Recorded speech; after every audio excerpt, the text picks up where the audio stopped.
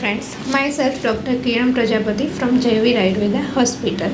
આજે આપણે વાત કરીશું ફ્રૂટ્સ વિશે કે ફ્રૂટ્સ આપણે ક્યારે લેવા જોઈએ અને આયુર્વેદ પ્રમાણે તેનું શું મહત્ત્વ છે. હવે અત્યારે દરેક લોકોનો એક પ્રશ્ન થતો હોય છે કે આપણે ફ્રૂટ્સ કયા સમયે લેવા જોઈએ, કયા ફ્રૂટ્સ લેવા જોઈએ.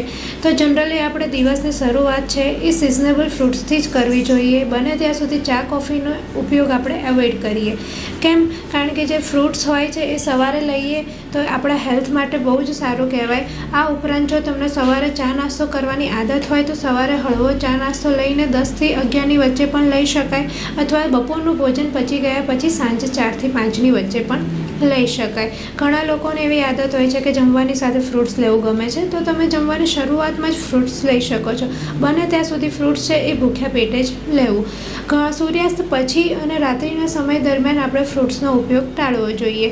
હવે ફ્રૂટ્સ કેવા લેવા જોઈએ? તો ફ્રૂટ્સ હંમેશા પાકેલા એટલે કે પૂરા પાકેલા હોય તેવા જ લેવા જોઈએ. અર્ધપક્વ કે કાચા ફ્રૂટ્સ લેવા ના જોઈએ. હા, એક આયુર્વેદ પ્રમાણે કાચા ફ્રૂટ્સમાં આપણે ખાલી બીલાના ફ્રૂટ્સનો એટલે કે બીલાના ફળનો જ ઉપયોગ કરી શકીએ છીએ.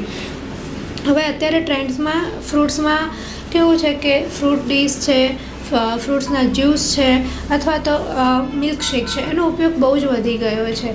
પણ તેનો ઉપયોગ આપણે ટાળવો જોઈએ. કેમ? કારણ કે મિલ્કશેકમાં આપણે જોઈએ તો તેમાં અલગ અલગ ફ્રૂટ્સ અને દૂધને મિક્સ કરવામાં આવે છે, જેની ગણતરી આપણે વિરુદ્ધ આહારમાં કરી શકીએ. જો લાંબો સમય આ રીતે લેવામાં આવે તો વિરુદ્ધ આહારથી થતા જેમ કે ચામડીના રોગો છે, આમ વાત છે, અલગ અલગ રોગ જોવા મળે છે. એ જ પ્રમાણે ફ્રૂટ ડીશમાં અત્યારે એક સાથે 10થી 12 જાતના ફ્રૂટ્સનો ઉપયોગ કરતા હોઈએ છીએ. તો બને ત્યાં સુધી 2 કે 3 જ ફ્રૂટ્સનો ઉપયોગ કરવો, કારણ કે અલગ અલગ ફ્રૂટ્સની પ્રકૃતિ હોવાના કારણે ઘણી વખત તે આપણને નુકસાન કરે છે. આ ઉપરાંત ઘણા જેમ મિલ્ક શેકની સાથે આપણે લેતા હોઈએ છીએ ફ્રૂટ્સના જ્યુસીસ, તો તેમાં કેવું થાય છે કે જે ફ્રૂટ્સ હોય એ આપણે એના જ્યુસ કરીએ એટલે એમાંથી ફાઇબર્સને બધા દૂર થઈ જતા હોય છે અને ફ્રૂટ્સની છાલ પણ ઉતારતા હોઈએ છીએ. તો બને ત્યાં સુધી આખા ફ્રૂટ્સ અને જે ફ્રૂટ્સ આપણે છાલ સાથે લઈ શકીએ છીએ, જેમ કે એપલ છે, ચીકુ છે, તો તે હંમેશા છાલ સાથે લેવા. કેમ? કારણ કે તેની છાલમાં વધારે માત્રામાં મિનરલ્સ હોય છે, વિટામિન્સ હોય છે, એટલા માટે. અને ફ્રૂટ્સ આપણે કાચા લઈએ તો તે આપણને મિનરલ્સ, વિટામિન્સ અને ફાઇબર્સના કારણે ઇન્સ્ટન્ટ એનર્જી પૂરી પાડે છે.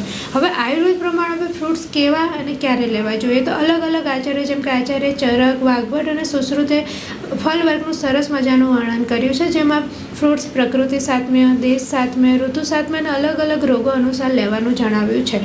જેમ કે પ્રકૃતિ સાત્મ્ય એટલે શું કે જેમ કે સીતાફળ છે, કેળા છે, તો એ કફ વધારે છે. આથી કફ પ્રકૃતિવાળા જો તેને વધારે માત્રામાં લે તો તેના કફના રોગો થાય છે. એ જ પ્રમાણે વાત અને પિત્ત પ્રકૃતિવાળા હોય તો તેઓ દ્રાક્ષ છે કે કેરી છે, એ પાકી કેરી છે એ લઈ શકે છે.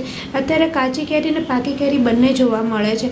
કાચી કેરી હોય રક્ત અને પિત્ત બંને વધારે છે. આથી જો પિત્તવાળા વધારે માત્રામાં લે તો આખા શરીરે ખંજવાળ છે, સાંધા પકડાઈ જવા વગેરે રોગ જોવા મળે છે. એ જ પ્રમાણે પાકી કેરી છે તો તે વાતનું શમન કરે છે. આથી જે શરીરમાં દુબળા પતળા છે અથવા કૃશ છે એ લોકો પાકી કેરીનો ઉપયોગ કરી શકે છે, જે આપણે માંસ ધાતુને પણ વધારે છે અને શુક્ર ધાતુને પણ વધારે છે. આ જ રીતે દેશ સાત્મ્ય એટલે શું કે જે તમારા વિસ્તારમાં થતા ફ્રૂટ્સ હોય એ તમારા સ્વાસ્થ્ય માટે બહુ હેલ્ધી હોય છે, તો તમે તે લઈ શકો છો. જે તમારે આજુબાજુના 30થી 40 કિલોમીટરના એરિયામાં થતા ફ્રૂટ્સ હોય છે એ તમે દેશ સાત્મ્ય કહી શકો છો.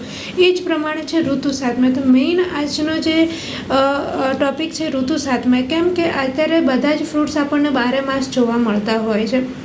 પહેલાં આપણને સિઝન પ્રમાણે ફ્રૂટ્સ જોવા મળતા, અત્યારે બજારમાં જોઈએ છે કે ઘણા બધા ફ્રૂટ્સ આપણને દરેક સિઝનમાં જોવા મળે છે, જે અલગ અલગ કેમિકલ્સથી પકાવેલા હોય છે અથવા કોલ્ડ સ્ટોરેજવાળા હોય છે. તો તે આપણા પ્રકૃતિ અને સ્વાસ્થ્ય માટે બહુ જ હાનિકારક હોય છે. આથી બને ત્યાં સુધી સિઝનેબલ ફ્રૂટ્સનો જ ઉપયોગ કરવો, કારણ કે કુદરતે આપણને ઋતુ પ્રમાણે ફ્રૂટ્સ આપ્યા છે.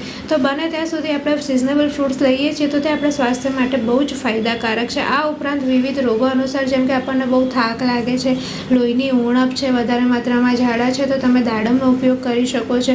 ઉનાળામાં ડિહાઇડ્રેશન ના થાય માટે તરબૂચ ટીટીનો ઉપયોગ કરી શકાય છે. આ ઉપરાંત ઇમ્યુનિટી વધારવા માટે શિયાળામાં તેના આંબળાનો જ્યુસ અથવા આંબળા કાચા અથવા મુરબ્બો કે બધું જ આપણે યુઝ કરી શકીએ છીએ. Thank you.